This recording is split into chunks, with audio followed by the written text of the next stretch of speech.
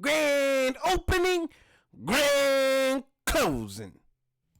Welcome, my friends, my family, my fellow gamers. It's your only friend, these YouTube streets, Porter77, and I'm back with another video. Grand opening, grand closing.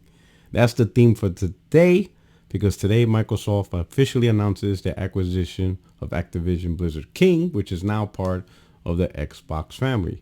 As you can see from Xbox P3, aka Phil Spencer, he tweets, "Today is a good day to play. We officially welcome Activision Blizzard King to Team Xbox. Together we'll create stories and experiences that bring players together in a culture empowering everyone to do their best work and celebrate diverse perspective." I don't know about the whole do your best work. As we can see, we haven't been seeing much of that. At best, they've done maybe just about average work. But it's official. The catalog of Activision Blizzard Kings is now part of Xbox. You'll see a lot of the games, both old and new, and high demand games. Go to Game Pass. And then you'll see these efforts for mobile and any other thing that Microsoft has planned. So over the next couple of days, or for no how long, you're going to see some trolling. You're going to see the Xbox fan base getting a little bit frosty, talking trash. But the reality is, in the long run, this is the path for third party. Sorry to say, when you look at Microsoft publishing, two of the biggest purchases they ever did was third party publishings. And we're not just talking about buying developer or buying studios, when they bought Ninja Theory and, everybody else. This is full outright publishing makers who thrive on selling games to as much platforms as possible. And Microsoft absorbed two of the biggest, one of them being the biggest one in the industry, which is Activision Blizzard King. So here's the deal with the devil. The deal with the devil is Phil Spencer and Xbox is on a time clock. These purchases was done to push Game Pass, to get the titles on Game Pass, and to gain subscribers. They did not simply do this to appease the current Game Pass subscribers, which of course current Game Pass subscribers will be happy. But the main meat and potato on this whole evolution is to gain massive amounts of subscribers. Having 30 million subscribers after what, 7 years at this point? 6 years? When Game Pass released in 2017, so 6 years and only 30 million?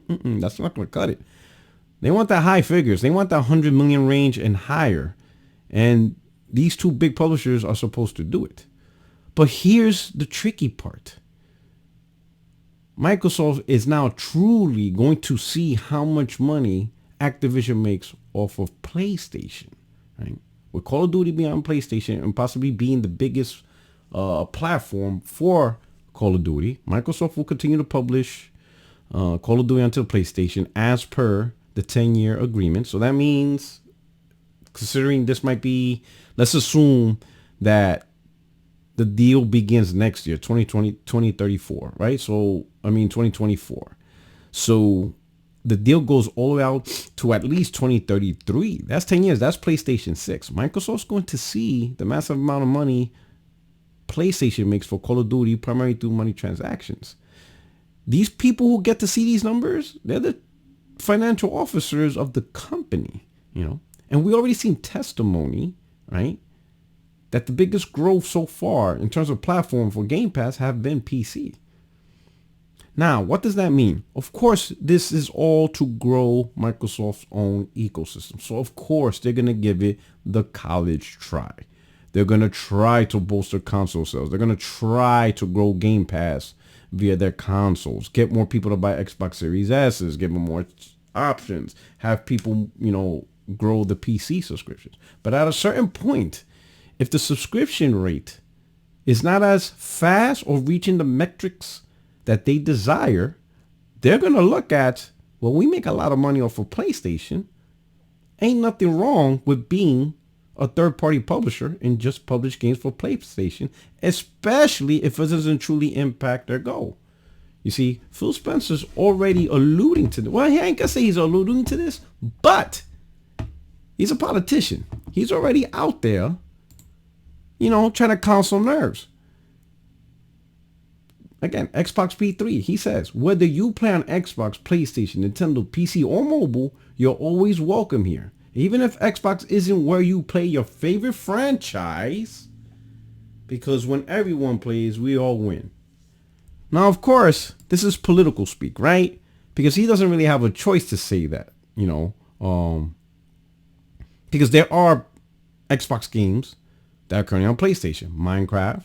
You have Bethesda games, the legacy ones, and the current ones that keep getting supported is Elder Scrolls Online and Fallout 76. The newer titles, the single player titles, whatever, haven't, obviously, they're not on PlayStation like Starfield, and you're most likely not going to get, these titles for a little bit. Again, they're going to give them the college try, like Indiana Jones, it's going to be exclusive. Elder Scrolls 6 is going to be exclusive. Fallout is going to be exclusive. They're going to give it the college try. They're going to do their best. They're going to see if this plan can work out without PlayStation. But make no mistakes. The numbers for the games that are on PlayStation, they see that. And by them buying Activision Blizzard King and Call of Duty, that's probably going to even be bigger than what they get with Minecraft. And that number is going to be huge. And if you look at Microsoft, they're all about the numbers at the end of the day.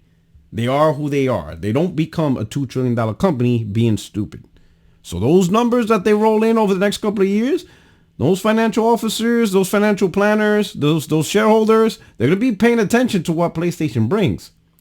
And they're going to also be paying attention to the numbers that they're not getting when compared to when the games were on PlayStation. For example, they're looking at Star Tile numbers. Not Starfield. My bad. I don't know where that came from.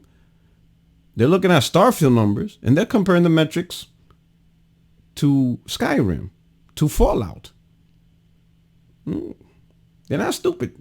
They're looking at all this data analytics. They have Power BI, they have SQL, they have all this stuff that allows them to analyze data, money, and all that stuff. And I'm telling you, the deal is with the devil, and Game Pass needs to grow significantly. Game Pass has been around since 2017. It is 2023, 6 years. And Game Pass is only at 30 million. To put this in comparison, Disney Plus came out in 2019.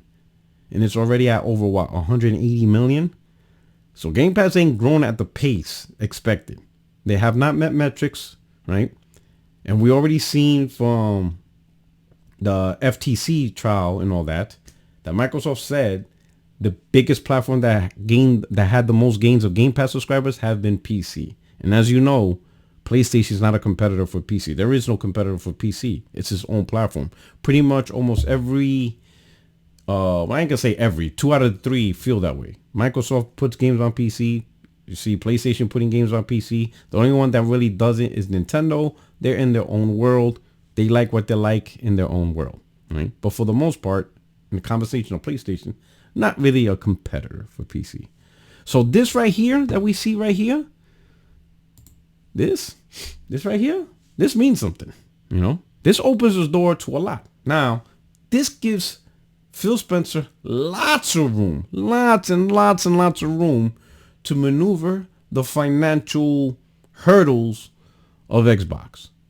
If he doesn't get his numbers right, or if Game Pass doesn't produce the metrics that the company expects that Game Pass is supposed to do over the course of time, they're going to pivot. And best believe they will pivot. And I feel they're going to pivot just being third party. Sega pivoted. I frankly quite see Xbox pivoting. And Phil Spencer kept those lanes nice and open by being a politician, saying the right words, so that way he doesn't box himself in and that it's not a big surprise when the balloon pops and you see Microsoft just going full third-party publishing their games everywhere. They'll still go for Game Pass, but they're just not going to just lose out on an insane amount of money over console war. Not going to happen, especially over a console that's just not simply hitting the mark. The pivot is coming. The pivot is coming. Game Pass better produce some numbers or Microsoft's about to pivot.